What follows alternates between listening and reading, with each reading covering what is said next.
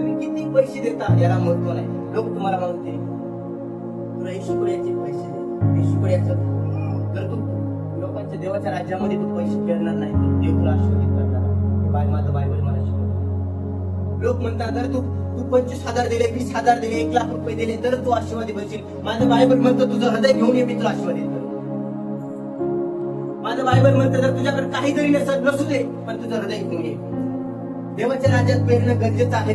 मी म्हणत नाही पेरू नका, पेरणं गरजेचं आहे, पण त्याची लिमिट पण नाही की किती तुम्ही 10 एवढेच पेरा, 1,00,000 पेरा, 50,000. लोक म्हणतील तुम्ही पैसा ऑफरिंग द्या, पैसा द्या, म्हणजे तुमच्या पाप आम्ही तुमच्यासाठी प्रार्थना करतोय.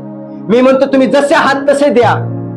तुम्ही जसे आहात तसे माझ्या येशूकडे जा. येशू तुमच्या पापांची क्षमा करेल. जर एखादा व्यक्ती तुम्हाला प्रार्थना करण्यासाठी जर पैसा मागतोय तर त्या व्यक्तीकडे परत कधीच जाऊ नका. का जाऊ नका? कारण येशू मनाला फुकट मिळाला आहे. फुकट लोकांना द्या. मी तुमच्याकडे आलो तर मी कधी तुमच्या पैशाची अपेक्षा केली नाही.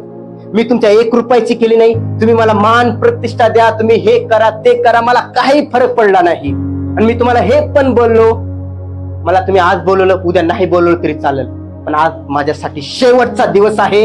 मी येशूच गाजवणार. त्या व्यतिरिक्त मी माझ्या येशू व्यतिरिक्त सैतानाला महिमा नाही देणार.